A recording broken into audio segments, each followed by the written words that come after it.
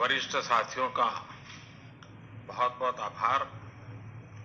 इस चर्चा में आपने जो विचार व्यक्त किए, जो सुझाव दिए, मैं समझता हूं ये बहुत ही महत्वपूर्ण है।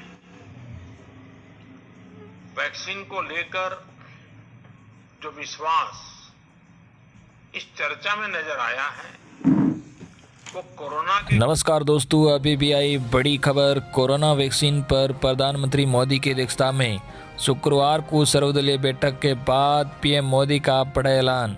वही जानिए क्या देश में फिर 15 दिन का देशव्यापी लॉकडाउन लगेगा। वही 8 दिसंबर को भारत बंद को लेकर भी बड़ी खबर आई है। जी हाँ, मैं आज इसकी पूरी जानकारी आपको इस वीडियो में देने वाला हूं, तो बने रहे वीडियो में। इससे पहले अगर आपने अभी तक भी इस वीडियो पर एक लाइक नहीं किया तो एक लाइक कर दीजिए, क्योंकि आपका एक लाइक ही हमारी मेहनत का फल होता है। वही चैनल को भी फ्री में सब्सक्राइब नहीं किया और सब्सक्राइब कर लीजिए, ताकि आगे भी आपको इसी तरह की लेटेस्ट से लेटेस्ट अपडेट सबसे पहले देखने को मिलती रहे। और आप किस राज्य के रहने वाले हो ये भी कमेंट बॉक्स में ज़रूर बताना। तो दोस्तों चलिए पहली बड़ी अपडेट की बात करते हैं, जो बहुत ही बड़ी खबर है। जी आपको बता दें कि आंदोलन को तेज करने की तैयारी में किसान। 8 दिसंबर को भारत बंद का ऐलान, टोल प्लाजा भी बंद रहेंगे। जी आपको बता दें कि केंद्र के 3 कृषि कानूनों का विरोध कर रहे किसान आंदोलन तेज करने की तैयारी में हैं। किसानों ने 8 दिसंबर को भारत बंद का ऐलान किया है। किसानों ने अब केंद्र सरकार के खिलाफ भी अपना रुख तेज कर लिया है। किसानों ने कल देश भर में प्रधानमंत्री मोदी का पुतला फूंकने का भी ऐलान किया।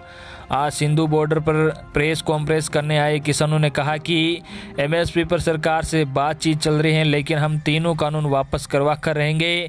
किसान नेता ने कहा, हम आंदोलन और तेज करेंगे। 8 दिसंबर को भारत बंद रहेगा, सभी टोल प्लाजा भी बंद करवाएंगे। इसके साथ ही दिल्ली आने वाले सभी रास्ते भी बंद किए जाएंगे।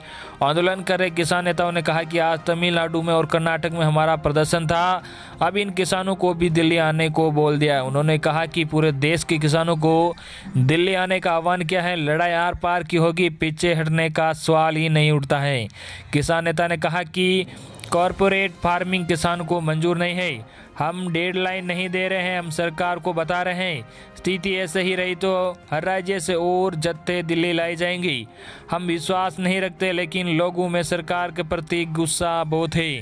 किसान नेताओं ने कहा, कर्नाटक में 7 दिसंबर से 15 दिसंबर तक विधानसभा के बाहर किसानों का धरना होगा। बंगाल में रास्ता रोको आंदोलन होगा।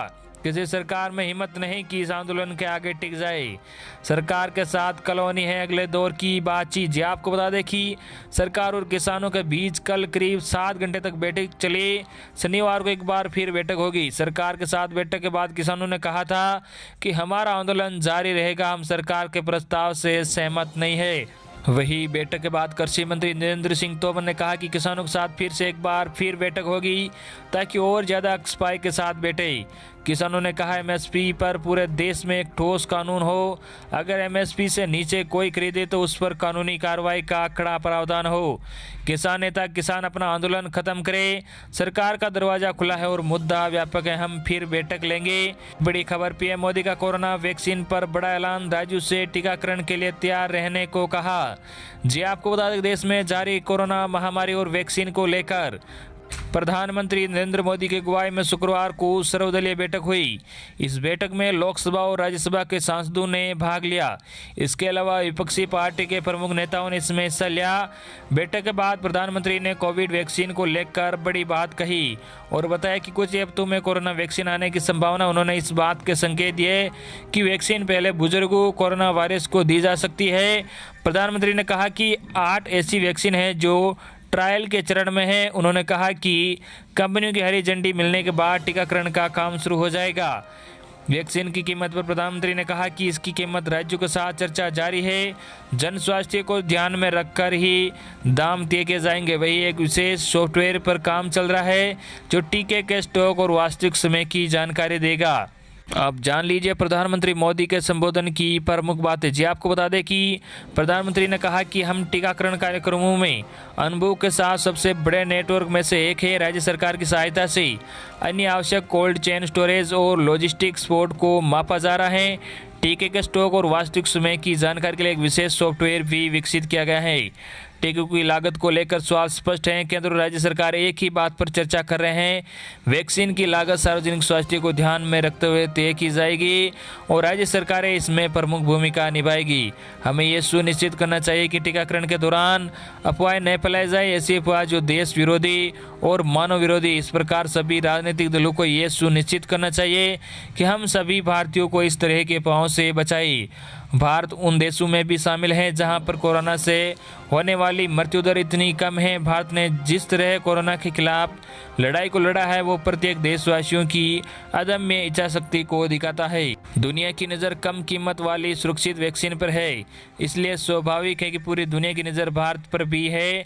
कोरोना वैक्सीन को लेकर जो विश्वास इस चर्चा में नजर आए हैं वो कोरोना के खिलाफ हमारी लड़ाई को और मजबूत करेगा। इस बारे में बीते दिनों में मेरी मुख्यमंत्रियों से चर्चा हुई थी। टीकाकरण को लेकर राज्य सरकारों के अनेक सुझाव भी मिले थे। पीएम मोदी ने कहा कि अभी 8 ऐसी वैक्सीन है जो ट्रायल के चरणों में बनी हुई है। पीएम मोदी ने कहा कि ऐसी उम्मीद है कि अगले कुछ हफ्तों में वैक्सीन को लेकर अच्छी खबर मिलेगी। वैज्ञानिकों की ओर से मंजूरी मिलते ही इस पर काम शुरू हो जाएगा। भारत एक विशेष सॉफ्टवेयर पर काम कर रहा है जो हर किसी को वैक्सीन पहुंचाने पर ट्रैकिंग करेगा। पीएम मोदी ने बताया कि केंद्र सरकार बड़े स्तर पर वैक्सीन वितरण को लेकर काम कर रही है जो राज्य सरकार की मदद से जमीन पर उतारा जाएगा। सरकार ने एक नेशनल एक्सपर्ट ग्रुप बनाया है जिसकी सिफारिशों के अनुसार ही काम होगा। फरवरी मार्च के आशंका भरे डरे भरे माहौल से लेकर आज दिसंबर के विश्वास और उम्मीदों भरे वातावरण के बीच भारत ने बहुत लंबी यात्रा तय की है। अब हम वैक्सीन के मुहाने पर खड़े हैं तो वही जन भागीदारी, वही साइंटिफिक अप्रोच, वही सहयोग आगे भी बहुत ज़रूरी है।